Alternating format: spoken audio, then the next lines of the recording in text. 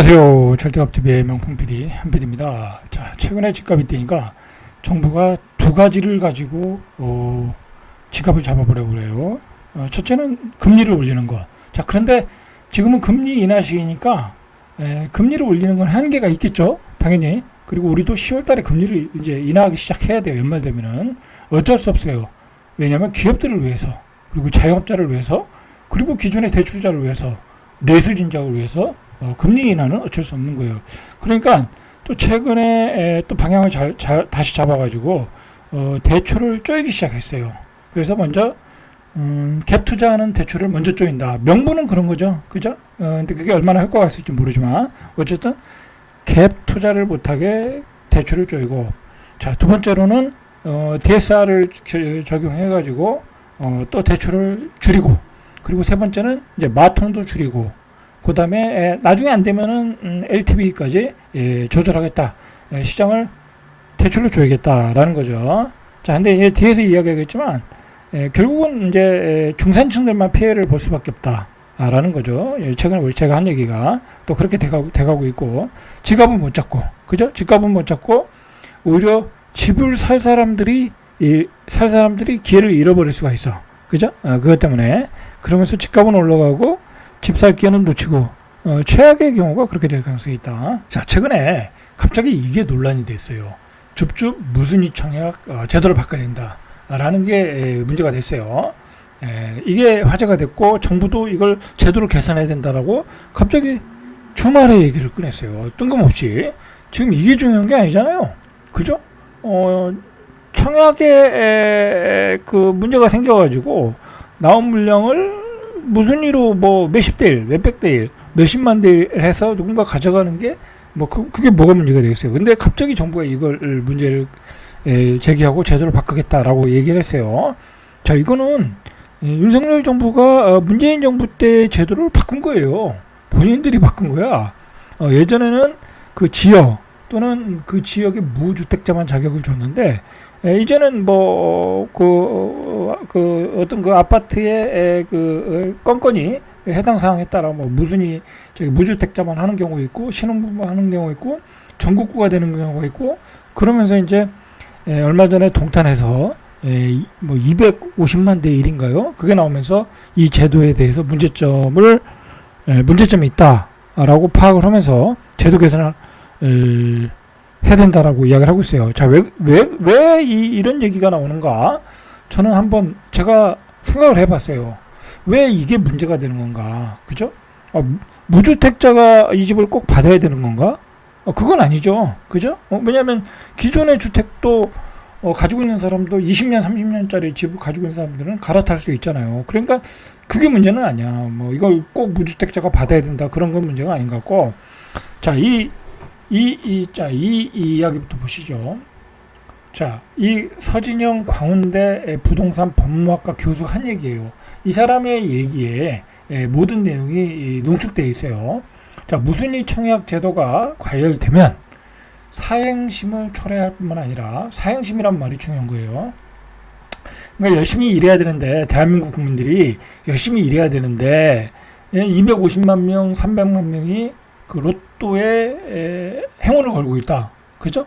그 얘기잖아요. 사행심을 초래할 뿐만 아니라 로또 청약에 당첨된 사람에게 이익이 몰리게 된다. 자, 이것도 말이 안 되죠. 당연히 옛날 분양가로 산 건데, 그죠?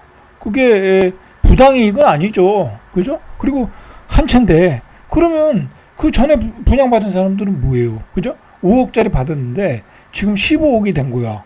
그 사람들은 그러면 문제가 있는 거 아니에요? 그 사람들도 문제가 있는 거죠. 그 사람들도 부당이득을 취한 거잖아요. 그렇게 얘기하면 안 되는 거죠. 그죠? 이건 말이 안 되는 거예요. 그러니까 사행심과 당첨된 사람에게 이익이 몰리게 된다. 자, 이게 말이 안 되는 건데, 이게 이제 이게 이유가 될 수 있다라는 거예요.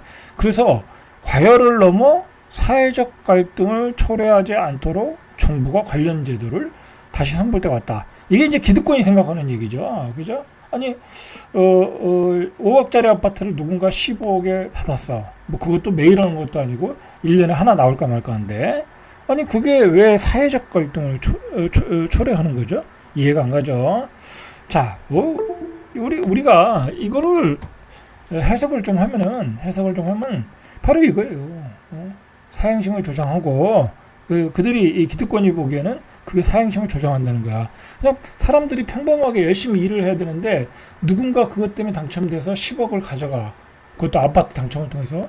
그러면 일할 맛이 안 나잖아. 그죠? 열심히 일해야 되는데 국민들이. 이게 사행심을 조장한다는 거예요. 그러면 강남에 20억짜리 아파트가 40억에 20억짜리 아파트 당첨받아가지고 20억을 먹는 거는 뭐 사행심 조장 아닌가요? 그러니까 이건 말이 안 되는 거예요. 말이 안 되는 건데 너무 이게 문제가 되는 것은 뭐냐면 민낯이 드러나서 그래요. 민낯이. 이게 5억짜리가 15억이 됐네. 전 국민이 알게 돼버린 거야. 그죠? 전 국민이 알게 돼버린 거야. 5억짜리가 15억짜리가 됐는데 사실 이런 무슨이 줍줍이 아니면 그냥 뭐 나는 뭐 내 팔자는 저기 살 팔자가 아니다. 나하고는 관련 없다. 그렇게 살다가 어느 날 뭐야 이거 250만 명이 청약을 했네. 그러면 관심을 갖게 되거든요. 관심 없는 사람도 그러면은 열이 받는 거야. 그죠? 열이 받는 거야. 민심이 이반할까봐. 그래서 이 제도를 수정하겠다고 헛소리를 하는 거예요. 그죠? 헛소리를 하는 거야. 그러면 기존의 청약제도고 뭐 아파트 가격이 오르고 모든 게 다 문제가 있는 거지. 부동산으로 부자 된 사람들이 누구예요? 그죠? 강남의 아파트 가지고 서울 수도권에 땅을 많이 가진 사람들이 떼돈을 번 거 아니야. 그죠? 그러면 그런 사람들이 더 문제인 거지. 그죠? 그런 사람들이 문제 있는 거지. 어떻게 아파트 한 채에 100만 명이 몰리든 250만 명이 몰리든 그게 뭔 문제가 있냐고. 그죠? 문제예요, 문제. 예? 아니 서민이 뭐 그런 뭐 아파트에 당첨되는 게 뭐가 그리 배가 아파가지고 저러는지 모르겠어요. 그죠? 자, 여러분들 이게 실질적인 내용을 들어가 보면요, 요즘은 심각해요 정말. 이거 제가 계속 얘기하지만 이 거품이라는 게 뭐예요? 이 아파트 평균 가격이 너무 높거나 아파트의 5순위 가격과 1순위 가격이 너무 차이가 나면 그건 거품인 거예요. 자, 상위 20%예요. 그리고 하위 20%. 그죠? 상위 20%와 하위 20%의 가격차를 한번 보세요. 그죠? 윤석열 정부 들어서 역대 최대라는 거야. 문재인 정부 때도 그랬지만 윤석열 정부 들어서 더 벌어졌다라는 거예요. 자, 8월에 서울의 상위 20% 아파트 평균 가격이요, 25억 7천만 원이야. 이 가격이면 딱 송파 아파트 가격이에요. 송파까지. 그죠? 강남 송파까지. 그 아파트의 상위 20% 가격이 25억 7천만 원이다. 자, 서울이에요, 서울. 이건 뭐 지방도 아니에요. 하위 20%의 가격은 4억 8천만 원이다. 자, 그러니까 좀 은평구 같은데 조금 뭐 후진데 좀 외진데 그런 데 가면 4억 8천에 살 수 있어요. 근데 송파구에 가면 25억 7천이다. 자, 이거 팔고 이거 못 사겠죠? 그죠? 그래서 그 상위와 하위 아파트의 비율을 보니까 5.27배. 그래서 2022년도 11월에 4.53배 했어요. 이게 점점 커지면서 7월에 올 7월이죠. 5.16. 그죠? 기존 최고치 5.08을 넘어서서 이번 달에 5.27 계속 벌어지고 있어요. 그죠? 그러니까 자산의 양극화가 일어나고 있다는 거죠.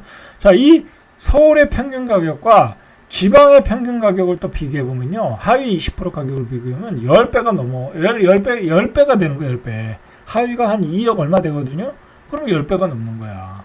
자, 전국 평균이에요. 전국 평균 상위 20% 아파트 평균 매매 가격은 12억 4천. 이게 평균이에요. 하위 20%는 1억 1천. 자, 전국 평균으로 보니까 한 10배가 넘어. 그죠?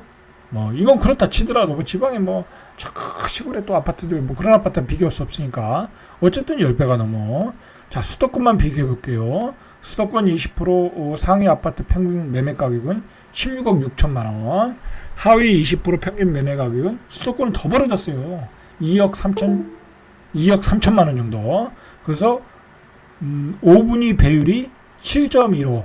그죠? 이 역시 관련 통계가 공개된 2013년 4월 1일 최고치다. 자, 최근에 마용성의 가격의 급등이 이렇게 아파트 가격의 양극화를 초래하고 있다라는 거죠. 자, 요즘 사실 강남의 아파트 당첨되면 20억 떨어지니까, 20억 떨어지니까 이게 청약 당첨이 되려면 거의 뭐 만점 나와야 되거든요. 한 70점 정도. 만점 나오려면 다른 건 뭐 다 기본적으로 돼야 되고, 가족이 7인이어야 돼. 7인이면요, 내가 부모님을 모셔도 5명, 세 자녀가 있어야 돼. 7명이 15년 동안 한 집안에서 계속 살아야 돼. 요즘에 7명이 한 집에서 사는 경우가 있겠어요? 그죠? 거의 없겠죠. 그래서 그거 다 구라다 라고 해서 뭐 전수조사 들어간다라는 얘기가 있잖아요. 그러면서는 나오는 얘기가 청약 제도를 개선해야 된다. 그죠? 그런 얘기가 나오고 있어요. 이게 지금 뜨거운 논쟁이에요. 뜨거운 논쟁. 자, 이런 걸 바꿔야지. 뭐 줍줍에서 뭐 청약 개선은 무슨 개뿔 청약 개선이에요. 거기서 그냥 누군가가 당첨되면 되는 거죠. 한 사람이. 그죠? 그렇잖아요. 거기서 돈이 많이 가지고 있는 사람이 당첨이 되든 서민이 당첨되든 뭔 상관이 있냐고. 어차피 몇백만 대 1인데. 그죠? 이런 제도를 먼저 바꿔야 되는 거죠. 자, 요즘에 이제 집값을 잡으려고 금융감독위원장 이복현 감독위원장이 계속해서 은행들을 쪼고 있어요. 그런데 자, 이렇게 쪼는 거에 대해서 주담대 시장을 흔든다. 이복현의 관치다라고 이게 조선일보에서 타이틀 기사로 나왔어요. 지나치다라는 거야. 예전에 PF 사태가 일어났을 때는 무슨 신혼부부 특공 대출 그다음에 무슨 대출 해가지고 저금리를 싹 풀었잖아요. 그죠? 그렇게 해놓고서 집값이 다시 올라가려고 하니까 다시 금리를 올리라는 거야. 그러니까 그거에 대해서 상당한 부담을, 부정적인 시각이 신문들의 시각이에요. 언론의 시각이에요. 그죠? 너무 개입을 한다라는 거죠. 자, 이게 왜 그러냐면, 이게 알고 보면 대출을 쪼면요, 전세 사는 사람, 그리고 어떻게든 집을 마련해야 되는 사람, 돈은 없는데 그냥 어떻게든 연끌해서 집을 사야 되는 사람들이 있거든요. 그죠? 그런 사람들이 집을 못 사게 만든다 이거야. 그죠? 그런 게. 자, 얼마나 요즘 대출을 쪼이냐면 연봉 1억 직장인이 대출 연봉 1억 정도 받는 사람이 한 대출을 7천만 원 정도 못 받는다라는 거야.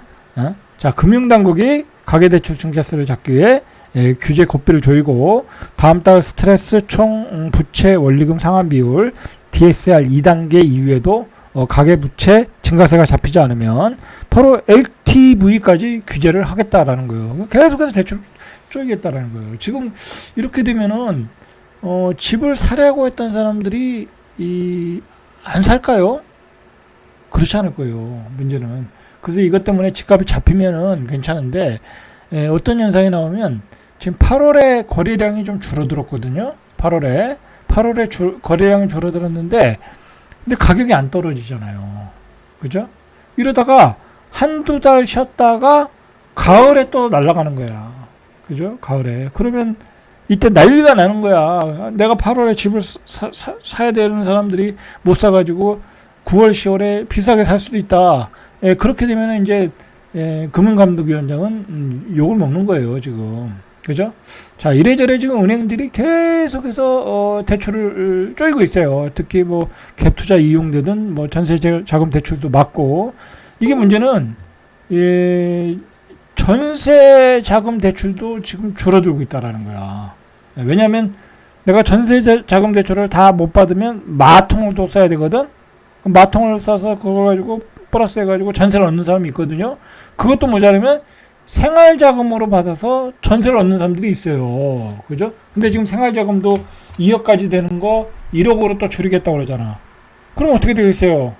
전세를 못 얻는 거지. 그죠? 전세를 못 얻는 거다. 자, 이렇게 대출을 쪼으니까 인터넷 뱅킹 카카오뱅크도 금리를 올리고 있어요. 그죠? 그러니까 이게 금리는 계속 올리고 있어요. 지금 금리가 내려갈 시기에 금리는 오르고 있고 집값은 안 떨어지고 있고 참 아주 어려운 상황. 자, 요런 케이스죠. 요런 케이스 보시죠. 자, 20대 신혼부부 A씨가 지난 6월에 양천구 신정동의 아파트를 14억 5천에 매수했다. 자, 이건 신문에 나온 얘기예요. 양가 부모님으로부터 3억가량을 증여받고 그동안 모은 돈이 2억. 그러면은 5억이네요. 그죠? 5억을 가지고 14억 5천짜리 산 거야. 10억을 대출 받은 거야. 그죠? 뭐 LTV 70%까지 확대하니까 10억이 나온 거죠. 근데 뭐 이런 사람이 한 연봉이 1억 정도 넘는다고 생각을 하고 사는 거죠. 그죠? 한 달에 뭐 7, 800원 들어온다고 생각하고.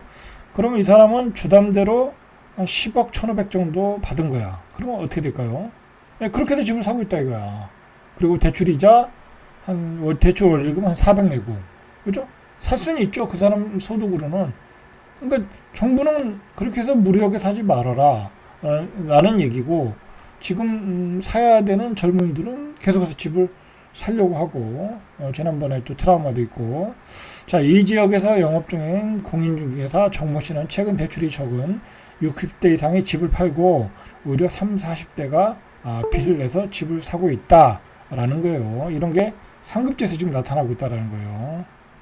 자, 지금 분양권도 계속 올라가고 있어요. 신축 때문에. 개포동 44평 분양권이 분양 당시보다 24억. 그죠? 입주권 프리미엄 10억.